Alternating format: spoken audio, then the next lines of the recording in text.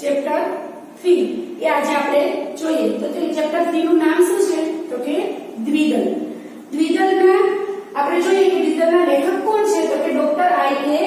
વીજળીવાળા. એમનો જન્મ 14/7/1960 માં થયો હતો. ડોક્ટર આઈ.કે. વીજળીવાળા એમનો જન્મ છે ભાવનગર જિલ્લાના અમરગઢ ગામમાં થયો હતો. એમનો એ વ્યવસાય કેવા હતા તો કે એમનો વ્યવસાય હતો ડોક્ટર, એટલે પોતે તે ડોક્ટર હતા. એમને ઘણા બધા પુસ્તકો લખેલા છે. પુસ્તકોના નામ પણ આપણે જોઈએ તો કે સાયલેન્સ પ્લીઝ, મોતી ચાલો, પ્રેમનો પગરવ, કુંદરભાઈને આંખો આવી, આ એમના જાણીતા પુસ્તકો છે. તો આ તો આપણો લેખક પરિચય કે એમને ક્યાં ક્યાં પુસ્તકો લખ્યા અને એમનો જન્મ ક્યારે થયો હતો. તો હવે આપણે દ્વિદલ એટલે દ્વિ એટલે બે ભાગમાં આપણે બે વાર્તાઓ જોવાની છે. તો એમાં પહેલો ભાગ છે વાર્તાની બે સ્ટોરી આપેલી છે. દ્વિ એટલે કે બે, તો કે બે સ્ટોરી આપેલી છે. એમાં પહેલી સ્ટોરી આપણે જોઈએ તો કે એમનું નામ છે, પહેલી સ્ટોરીનું નામ છે મૂર્તિ. મૂર્તિ એટલે તો આપણને ખબર છે જે પથ્થરમાંથી ભગવાનની કે કોઈ પણની મૂર્તિ બનાવવામાં આવે, કોઈ સ્ટેચ્યુ આપણે કહીએ એને પણ આપણે મૂર્તિ જ કહી શકીએ. તો આપણે એ મૂર્તિ નામનું જે છે એ આપણે આજે જોઈએ કે એની સ્ટોરીમાં એ શું કહેવા માંગે છે. તો કે એક માણસ એક વખત પોતાના ગામમાં બની રહેલા નવ મંદિરનું નિર્માણ કાર્ય કરવા ગયું હતું. તો કે એક જોવા માટે એક માણસ છે, ગામમાં કોઈ માણસ આવ્યો, એક માણસ છે એક ગામની અંદર મૂર્તિ બનતી હતી. શેની તો કે ભગવાનની.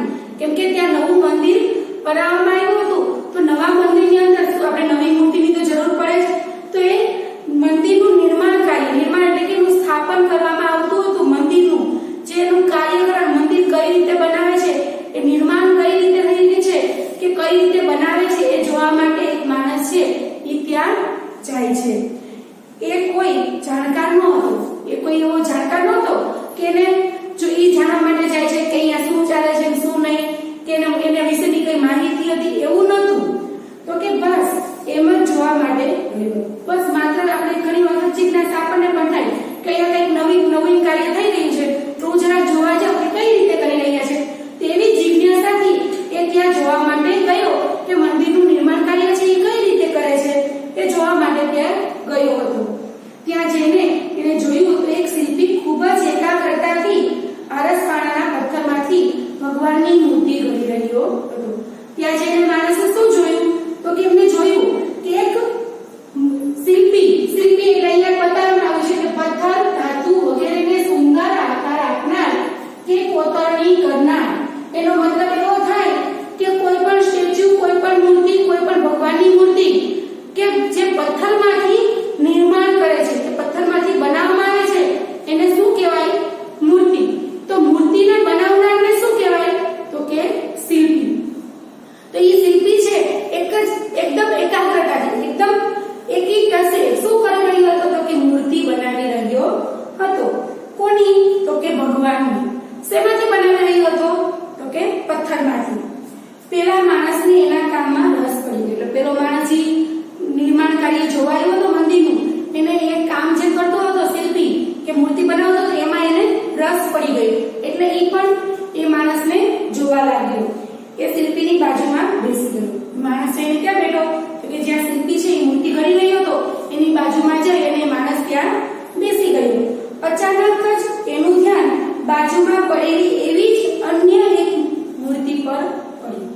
તો અચાનક શું થાય છે કે માણસનું ધ્યાન છે એ અચાનક જ એવી જે માણસ, જે શિલ્પી છે એક મૂર્તિ બનાવી રહ્યો હતો ભગવાનની, એવી જ એક બીજી મૂર્તિ એની બાજુમાં પડી હતી.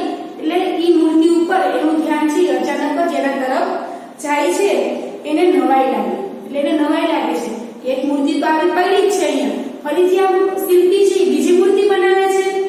એને શિલ્પીને પૂછ્યું મંદિરમાં એક સરખી આ બે મૂર્તિઓની જરૂર છે? એટલે માણસ શું પ્રશ્ન કરે છે? એને પેલા શિલ્પીને પૂછ્યું કે આવી એક જ સરખી બે મૂર્તિની મંદિરમાં જરૂર છે? એક જ મંદિરની અંદર એક જ સરખી બે મૂર્તિ રાખવાની છે? એવું એને પ્રશ્ન કર્યો. એટલે શિલ્પી છે એ જવાબ આપે છે ના. શિલ્પીએ જવાબ આપ્યો. એટલે શિલ્પીએ શું કીધું કે ના, એવી કોઈ જરૂર નથી કે આ બંને મૂર્તિઓ અહીંયા એક જ મંદિરમાં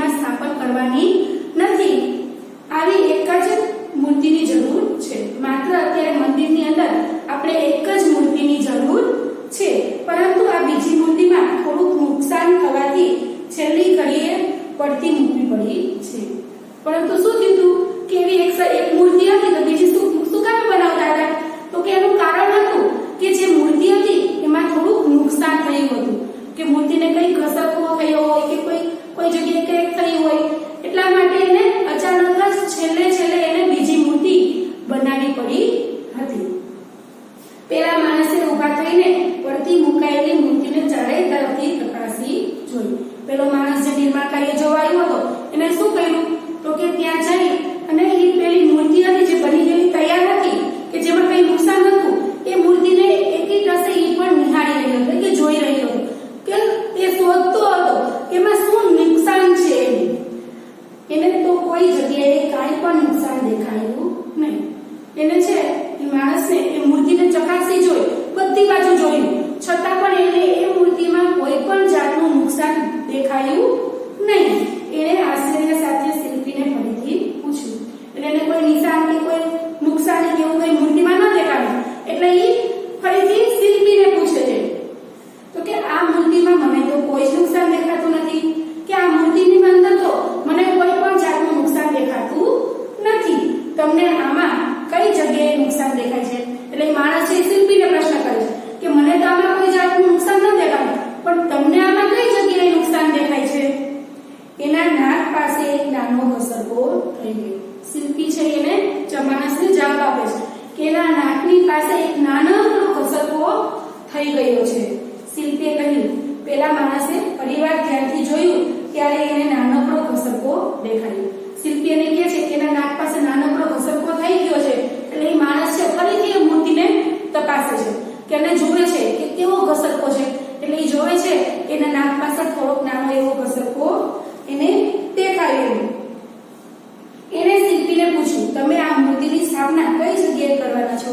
એટલે માણસે ફરીથી બીજો પ્રશ્ન કરે છે શિલ્પીને કે તમે આ મૂર્તિ બનાવો છો એની સ્થાપના તમે કઈ જગ્યાએ કરવાના છો?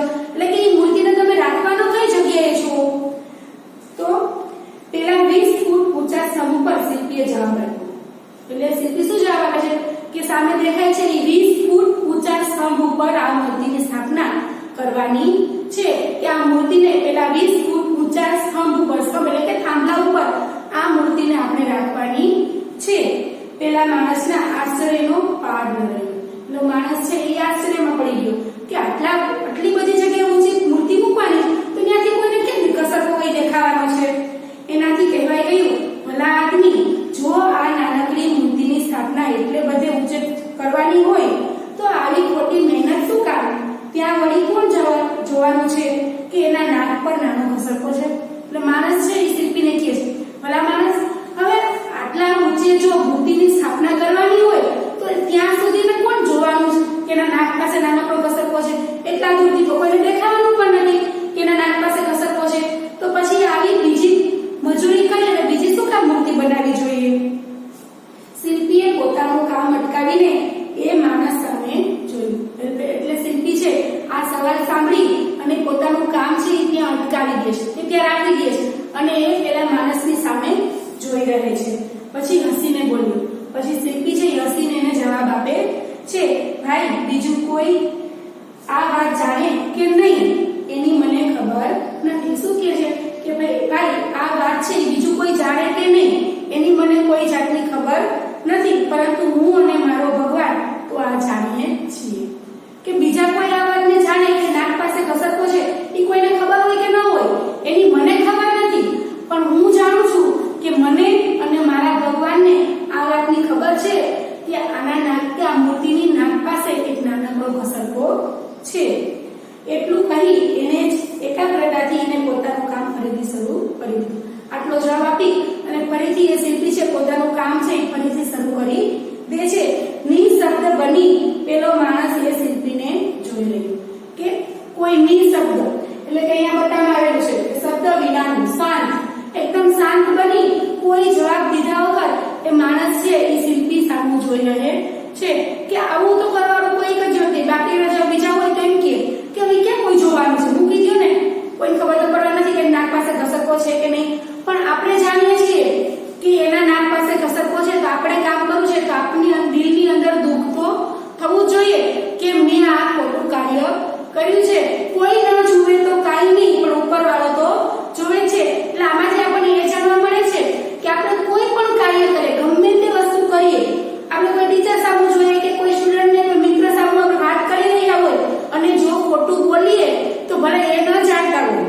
કે તમે છો અત્યારે આપણે એમ કહીએ કે ભાઈ કાલ તો કેમ નતો આવ્યો, કેમ હોમવર્ક નથી કરીને આવ્યો, તો તમે એવો જવાબ આપો કે મેમ હું બીમાર હતો એટલે હું હોમવર્ક કરી નથી આવ્યો.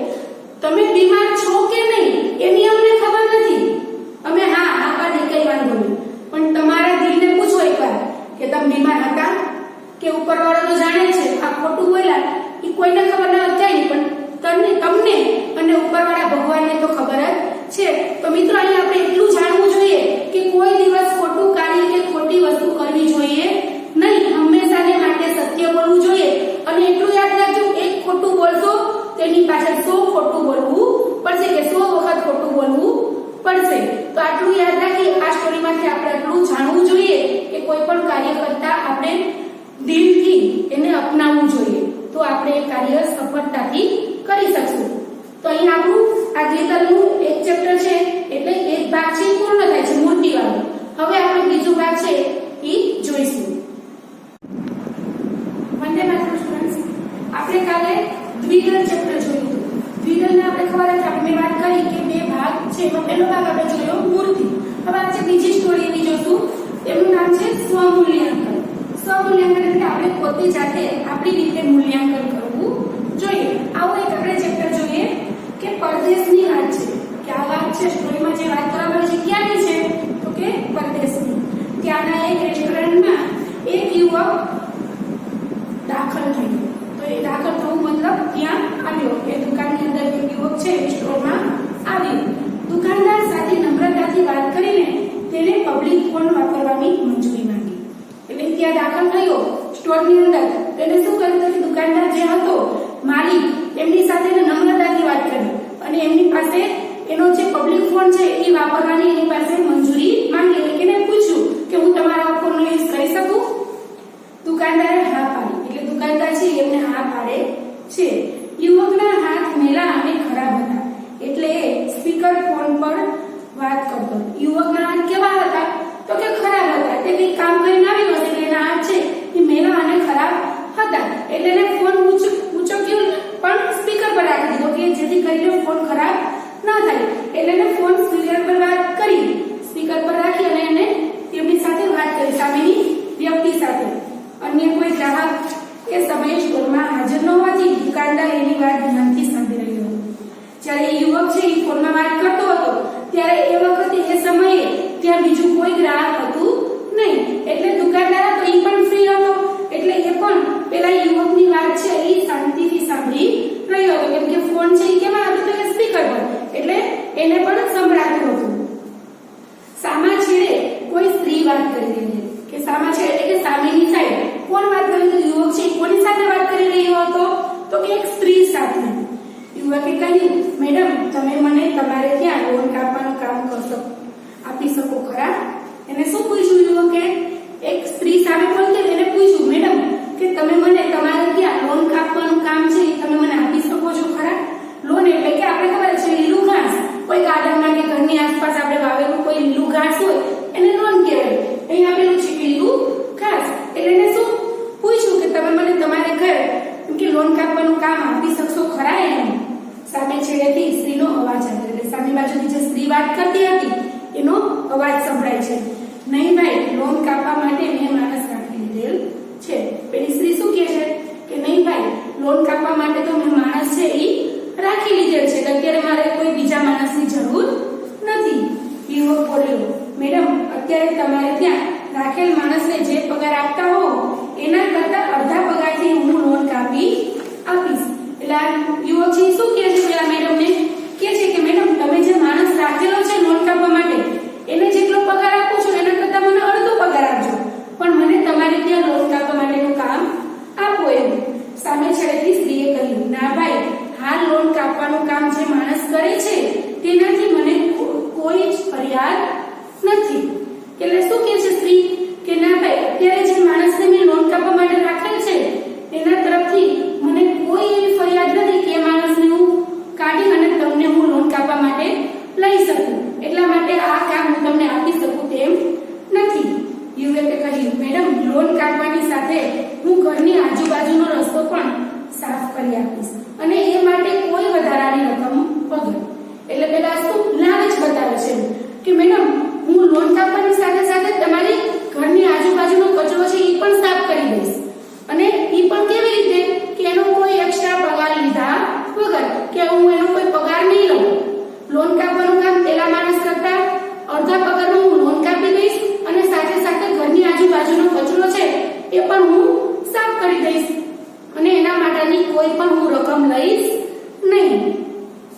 પેલી સ્ત્રી આટલી વાતચીત પૂરી થઈ. પેલી સ્ત્રીએ જવાબ આપ્યો, ના ભાઈ આભાર. શું કે છે? ના ભાઈ આભાર. આપણે ઇંગ્લિશમાં શબ્દ વાપરીએ થેન્ક યુ એમ. ના ભાઈ આભાર, મને હમણાં બીજી કોઈ વ્યક્તિની જરૂર નથી. મેં રોકેલા માણસથી મને પૂરો સંતોષ છે. એટલે કે ના ભાઈ મને હવે બીજા કોઈની જરૂર નથી, કેમ કે જે મેં માણસ રાખેલો છે એના તરફ મને પૂરો સંતોષ છે. એ મને સારું કામ કરીને આપે છે, એટલે મારે અત્યારે કોઈ પણ બીજા માણસની જરૂર નથી એમ.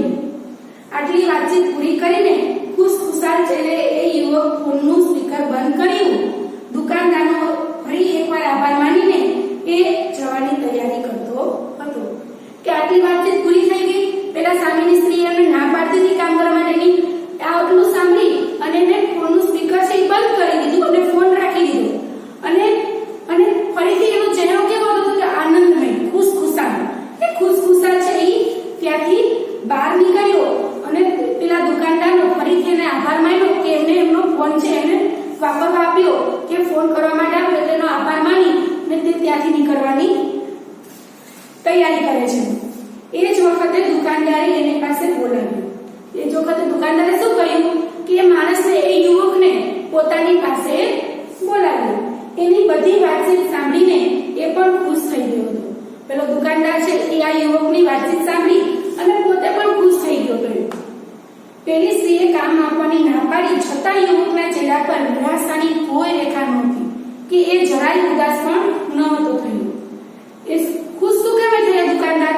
કેમ કે જે સામેની વ્યક્તિ કામ કરવાની ના પાડી છતાં પણ આ યુવકનો ચહેરો કેવો હતો? ખુશખુશાલ હતો. કે એમને કામની ના પાડી દીધી તેને દુઃખ થવું જોઈએ, એની બદલે આનો ચહેરો ખુશખુશાલ હતો. એ જોઈ અને એ ખુશ થયા હતા કે આ માણસ કંઈક સારો હશે એમ. એટલે જરા પણ તે યુવક છે ઉદાસ ન થયો અને ખુશખુશાલ એ દુકાનની બહાર નીકળતો હતો. ટૂંકમાં એની એક ખુમારી એને સ્પર્શી ગઈ. દુકાનદારને શું સ્પર્શી ગયું હતું યુવકનું? તો કે એમની જે ખુમારી હતી કે એને ના પાડી કામની તો દુઃખી થવાને બદલે એ ખુશ થયો. તેની એક ખુમારી છે એ પેલા દુકાનદારને સ્પર્શી ગઈ હતી. યુવક પાસે આવ્યો એટલે દુકાનદારે કહ્યું. એટલે યુવક છે એ દુકાનદારે જે બોલાવ્યો એની પાસે બોલાવ્યો. એટલે યુવક છે એ દુકાનદાર પાસે આવ્યો અને કહ્યું, યુવક, પેલી સ્ત્રીએ કામ કરવાની ના પાડી તો પણ તું ખુશ રહી શક્યો એ વાત જ મને ખૂબ સ્પર્શી ગઈ છે. દુકાનદાર શું કહે છે યુવકને કે યુવક ભાઈ, તું પેલી સ્ત્રીએ તને કામ કરવાની ના પાડી છતાં પણ તું ખુશખુશાલ થઈ ગયો એ તારી વાત છે એ મને સ્પર્શી ગઈ છે. એને ભલે ના પાડી પરંતુ હું તને કામ આપવા તૈયાર છું. બોલ, મારે ત્યાં કામ કરીશ? દુકાનદાર શું કહે છે કે ભલે સ્ત્રીએ તને કામ કરવાની ના પાડી પણ હું તને મારે ત્યાં કામ કરવા માટે રાખવા માટે હું તૈયાર છું. એટલે પ્રશ્ન કરે છે, બોલ, તું મારે ત્યાં કામ કરીશ? પેલા યુવકે હસતા હસતા ના પાડી. પેલો યુવક છે એ શું કરે છે તો કે હસતા હસતા એને ના પાડે છે. દુકાનદારને અત્યંત નવાઈ લાગી કે એમને નોકરી ના મળે. નોકરી માંગતો તો અડધી કિંમતે નોકરી કરવા તૈયાર હતો, છતાં પણ એને નોકરી ન મળી તો દુઃખી તો ન જ થયો. પણ આ દુકાનદારે એને કામ કરવાની ઓફર આપી કે મારે ત્યાં કામ કર, છતાં પણ ના પાડે છે. એટલે દુકાનદારને શું થાય છે? નવાઈ લાગે છે. એને કહ્યું, પણ દીકરા, હમણાં તો તું પેલી સ્ત્રીને કામ માટે રીતસરની આજીજી કરી રહ્યો. દુકાનદાર શું કહે છે? પણ દીકરા, પણ બેટા, તું અત્યારે તો પેલી સ્ત્રીને કામ પોતાની તેને ત્યાં કામ કરવાની રીતસરની તું આજીજી કરી રહ્યો હતો કે મને કામ ઉપર રાખો જ, હું તમને આ કામ કરી દઈશ, અડધી કિંમતમાં કામ કરી દઈશ. તો શું થયું? એમ કામ નહોતું જોઈતું તો પછી એવું શા માટે કરતો હતો? જો તારે કામ જોઈતું જ ન હતું તો તું પેલી સ્ત્રીને આજીજી શું કામ કરતો હતો કે અડધી કિંમતમાં હું કામ કરી દઈશ, આજુબાજુનો કચરો છે એ મફતમાં કાઢી દઈશ, એનો કોઈ પણ જાતનો પગાર નહીં લઉં? તું આજીજી શું કામ કરતો હતો જો તારે કામ નહોતું જોઈતું તો? યુવક હસતા હસતા બોલ્યો. એટલે યુવક છે એ હસતા હસતા એને કહે છે, નહીં સર, હું જ એ મેડમને ત્યાં કામ કરું છું. શું કહે છે કે નહીં સર, હું જ તે મેડમને ત્યાં કામ કરું છું. આ તો મારું કામ કેવું છે એ તપાસવા માટે જ મેં એમને ફોન કરેલો. યુવક શું કહે છે કે હું જ તે મેડમને ત્યાં કામ કરું છું. આ તો હું એટલા માટે મેં એને ફોન કર્યો કે મારું કામ કેવું છે એ તપાસવા માટે થઈ અને મેં મેડમને ફોન કર્યો કે હું સારું કામ કરું છું કે નહીં. જો એ ખરાબ કામ કરતો હોય તો પેલી મેડમ છે એ આને અડધા પગારમાં રાખવા માટે તૈયાર થઈ જાય. તો કે હા, પણ એને ના પાડી દીધી. ના પાડી દેવાનું કારણ શું? તો કે એ આ માણસથી ખુશ હતા કે સારું કામ કરતા હતા એમ.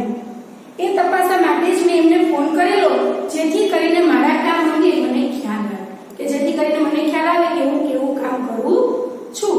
દુકાનદારને એક નિર્દોષ સ્મિત આપીને એને વિદાય લીધી. દુકાનદારને નિર્દોષ ભાવે એને સ્મિત એટલે કે હસી અને એ દુકાનની બહાર જઈ અને વિદાય લે છે. દુકાનદાર એને જતો જોઈ રહ્યો અને ક્યાંય સુધી એ યુવકની સ્વમૂલ્યાંકનની રીતને બિરદાવતો રહ્યો. દુકાનદાર છે પેલા યુવક સામે ક્યાંય સુધી જતો હતો અને ક્યાંય સુધી જોઈ રહ્યો અને એની સ્વમૂલ્યાંકનની જે રીત હતી એને તે બિરદાવતો રહ્યો. એટલે મિત્રો આમાંથી આપણને શું જાણવા મળે છે? તો કે જોઈએ છીએ સ્વમૂલ્યાંકન એટલે કે પેલા યુવકે પોતાનું કામ કેવું છે તપાસવા માટે પોતે જ બીજો યુવક બની અને એની સાથે વાત કરી અને એ કામ કરવાનું એને ઓફર આપી. એ પણ કઈ રીતે? તો કે અડધી કિંમતમાં. આપણે એવું નથી ઈચ્છતા કે આપણે જે કામ કરીએ છીએ પરફેક્ટ કરીએ છીએ, સારું જ કરીએ છીએ એવું અભિમાન આપણામાં હોવું જોઈએ નહીં. તો આપણે પણ આપણું જે કામ કરીએ છીએ સ્વમૂલ્યાંકન આપણે પણ કરવું જોઈએ કે આપણે કેવું કામ કરી રહ્યા છીએ, કે મારા કામથી આ લોકોને, બીજા કોઈને, સામેવાળી વ્યક્તિને સંતોષ છે કે નહીં. જો આપણે સ્વમૂલ્યાંકન કરી શકીએ તો જ આપણે બીજાનું મૂલ્યાંકન કરવું જોઈએ.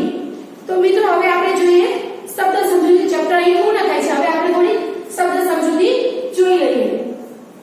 પેલા ત્રિતલની ભાગમાં પહેલા ભાગમાં આવ્યું કે શિલ્પી. શિલ્પી એટલે કે પથ્થર, ધાતુ વગેરેને સુંદર આકાર આપનાર કે કોતરણી કરનાર એને શું કહેવાય? તો કે શિલ્પી. ક્યારે આપણે શબ્દ સમૂહ એમ પૂછે કે શબ્દ સમૂહ માટે એક શબ્દ એમાં પણ આવી શકે કે ધાતુ વગેરેને સુંદર આકાર આપનાર કે કોતરણી કરનારને શું કહેવાય? તો પેલા કહી શકીએ કે શિલ્પી. સ્તંભ એટલે શું કહેવાય? થાંભલો. નિશબ્દ એટલે કે શબ્દ વિનાનું, શાંત. મંજૂરી. મંજૂરી એટલે પરવાનગી. લોન. લોન એટલે લીલું ઘાસ, કે જે બગીચામાં કે આપણે ઘરની આસપાસ લોન લીલું ઘાસ વાવેલું હોય એને શું કહેવાય? તો કે લોન. આજીજી એટલે વિનંતી. બિરદાવવું એટલે કે ગુણના વખાણ કરવા કે તેની કદર કરવી. હવે જોઈએ આપણે રૂઢિપ્રયોગ. પડતું મૂકવું એટલે કે છોડી દેવું. એનો અર્થ શું થાય? તો કે છોડી દેવું. નિશબ્દ બની જવું. નિશબ્દ બની જવું અર્થ શું થાય? તો કે શાંત થઈ જવું. વિદાય લેવી. વિદાય લેવાનો અર્થ શું થાય? તો કે જવા માટે છૂટા પડવું. હવે આપણે થોડુંક સ્વાધ્યાય જોઈ લઈએ. એના એમસીક્યુ છે એ થોડાક આપણે જોઈએ. 20 ફૂટ ઊંચા સ્તંભ પર શાની સ્થાપના કરવાની હતી? આપણે પહેલા ભાગમાં જોયું કે 20 ફૂટ ઊંચા સ્તંભ પર શેની સ્થાપના કરવાની વાત કરી છે? તો કે મૂર્તિની. દુકાનદાર પાસે યુવકે ક્યાં ફોન માટે મંજૂરી માંગી? જે દુકાનદાર છે એ દુકાનની અંદર આવ્યો એટલે એને દુકાનદાર પાસે ક્યાં ફોનની પરમિશન માંગી હતી? તો કે પબ્લિક ફોન. દુકાનદારને યુવકનો કયો ગુણ સ્પર્શી ગયો? દુકાનદારને છે યુવકની ફોનની વાતચીત સાંભળી અને એને કયો ગુણ સ્પર્શી ગયો હતો? તો કે ખુમારીનો. એક એક વાક્યના ક્વેશ્ચન આન્સર જોઈ લઈએ આપણે. શિલ્પી શું કરી રહ્યો હતો? એ આપણે જોયું કે શિલ્પી છે એ મૂર્તિ ઘડી રહ્યો હતો. શેમાંથી? તો કે પથ્થરમાંથી તે મૂર્તિ ઘડી રહ્યો હતો. બાજુમાં પડેલી મૂર્તિને શું નુકસાન થયું હતું? કે બે મૂર્તિ હતી, બીજી મૂર્તિ બનાવતો હતો, બાજુમાં બીજી મૂર્તિ પડી હતી, તો એ મૂર્તિની અંદર શું નુકસાન થયું હતું? તો કે એના નાક પર નાનકડો ઘસરકો થયો હતો. યુવકે દુકાનદારને શાની ના પાડી? યુવકે છે એ દુકાનદારને શેની ના પાડી દીધી હતી?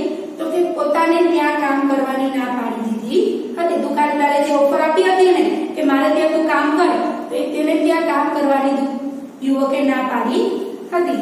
તો અહીં આપણે એક વાક્યના ક્વેશ્ચન આન્સર જોઈ ગયા. તો અહીં આપણું ચેપ્ટર છે એ પૂર્ણ થાય છે. એવી જ રીતે હવે આગળનું ચેપ્ટર છે એ ફરીથી આપણે આગલા વિડીયોમાં જોઈશું.